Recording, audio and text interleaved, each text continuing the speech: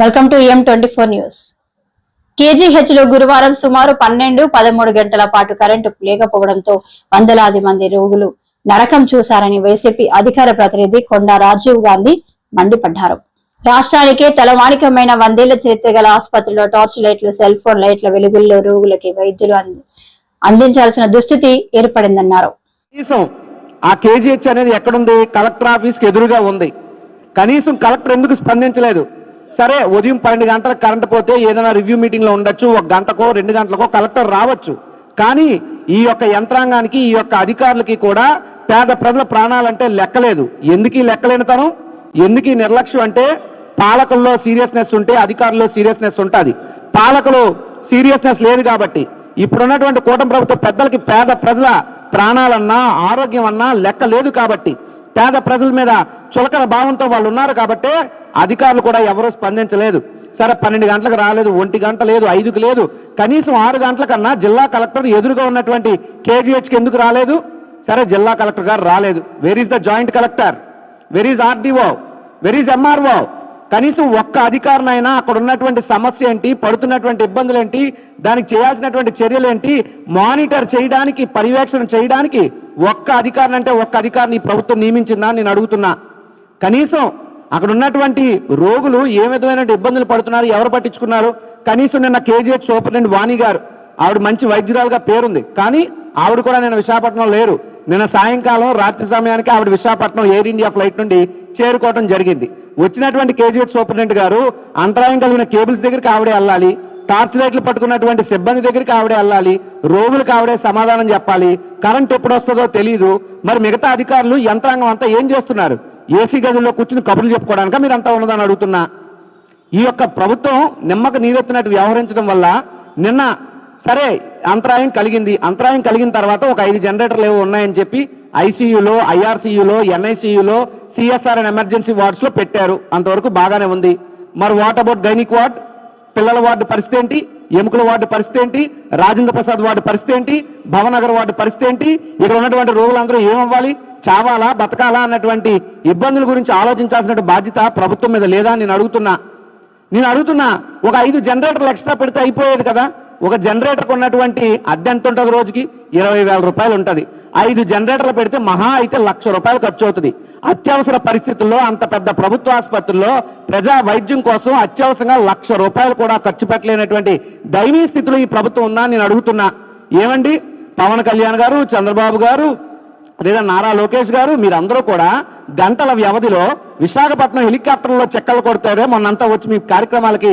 మరి గంటల వ్యవధి దాటి 10 గంటలు దాటి సుమారు 12 గంటల పాటు లేకపోతే జనరేటర్లు కూడా అందించలేనటువంటి చేతగాని దద్దమ్మ ప్రభుత్వాన్ని మీరు నడుపుతున్నారా నేను అడుగుతున్నా.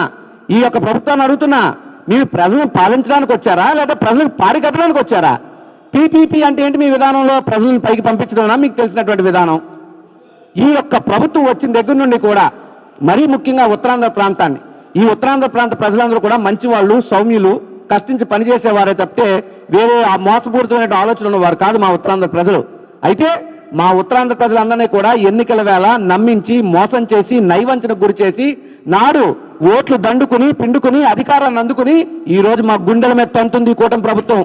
నిన్న కాక మొన్న ఏజెన్సీ ప్రాంతాల్లో గిరిజన బాలికలు పచ్చకామరులతో ఎంతమంది ఇబ్బంది పడ్డారు, ఎంతమంది ఆ వ్యాధిని పడ్డారు, ఎంతమంది చనిపోయారన్న కనీస నివేదిక కూడా సరిగ్గా ఈ ప్రభుత్వం దగ్గర లేదంటే ఈ రాష్ట్రంలో ఆరోగ్య శాఖ ఉందా, అనారోగ్య శాఖగా మారిపోయిందా నేను అడుగుతున్నా.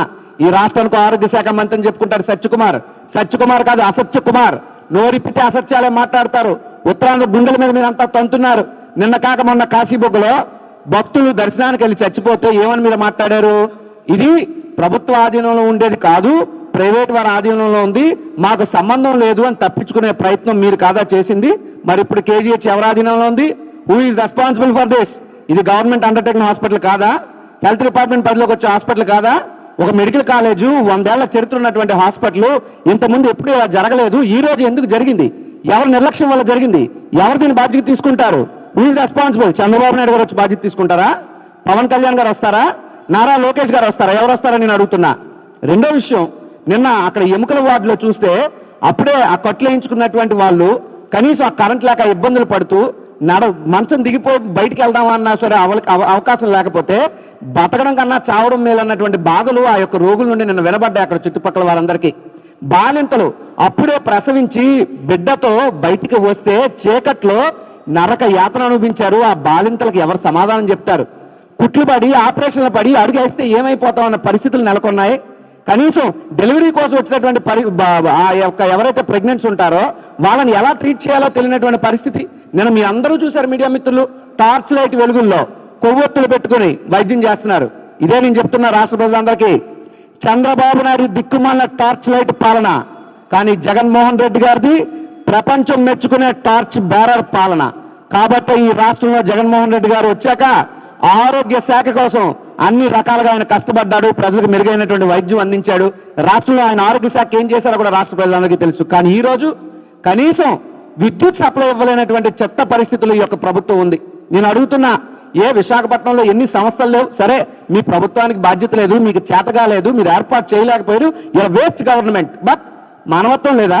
హ్యుమానిటేరియన్ గ్రౌండ్స్ మీకు లేవా? విశాఖపట్నంలో స్టీల్ ప్లాంట్ ఉంది, హెచ్పిసిఎల్ ఉంది, లేదు అనుకుంటే దివీస్ ఉంది, ఫార్మా ఉంది, ఎస్ఈజెడ్ ఉంది. ఎంతమంది పెద్ద పెద్ద కంపెనీలు లేవండి? వాళ్ళని అడిగితే వాళ్ళ దగ్గర ఉన్నటువంటి జనరేటర్స్ పంపించరా? లేదా వాళ్ళ అద్దె తీసుకుని పంపించరా? అంటే మీరు కనీసం పట్టించుకోలేదు. This is clear cut negligence of the government. మీ ప్రభుత్వ నిర్లక్ష్య వైఖరి వల్ల నిన్న ప్రజలు నరక యాతన పడ్డారు, పేద రోగులు ఇబ్బంది పడ్డారు. చనిపోయినటువంటి మహిళ ఎవరైతే దేవి అని మరిపాలనకు చెందినటువంటి 45 ఏళ్ల మహిళ, ఆమె చనిపోయిందని ఆమె సోదరి చెప్తా ఉంది. ఆ వీడియోలు వైరల్ అవుతా ఉన్నాయి సోషల్ మీడియాలో. ఎవరు సమాధానం చెప్తారు? కలెక్టర్ గారు సమాధానం చెప్తారా, లేదంటే మంత్రి గారు సమాధానం చెప్తారా? ఆవిడ చెప్తుంది, నా చెల్లి వాయిస్ నాకు తెలీదా, నా చెల్లి ఊపిరాడక గాలి లేక ఇబ్బందులు పడుతున్నానంటూ నాకు చెబుతూ ఫోన్లో ఆమె చనిపోయిందని చెప్పి కన్నీటి పరివంతం అవుతుందే. మీకు కొంచెమైనా మానవత్వం లేదా నేను అడుగుతున్నా. అంటే మీ ప్రభుత్వ నిర్లక్ష్య ధోరణి వ్యవహారం వల్ల ఈ రాష్ట్రంలో ఇంకా ఎంతమంది బలైపోవాలని నేను అడుగుతున్నా. కాబట్టి ఖచ్చితంగా ప్రజలందరూ దీన్ని గమనిస్తా ఉన్నారు. మీ ప్రభుత్వానికి నిన్న విశాఖపట్నం కేజీహెచ్ లో ఇబ్బందులు పడి ఉసురుమన్న రోగుల ఉసురు తగిలి ఈ చంద్రబాబు నాయుడు ప్రభుత్వం మట్టి గొట్టక పోక తప్పదు అని చెప్పి తెలియజేస్తూ, ఎప్పటికైనా మీకు పాలించడానికి ఒక అవకాశం ఇచ్చారు కాబట్టి ప్రజలకు మంచి చేసేదానికి చేయండి తప్పితే ఊరికే సమిట్ల పేరు చెప్పి అభివృద్ధి ముసుగులో రంగులు మార్చుకుంటూ విశాఖపట్నం ఊరు వాడా కూడా zebra lines white and black అని మార్చి ఎల్లో అండ్ బ్లాక్ గా చేస్తున్నారు.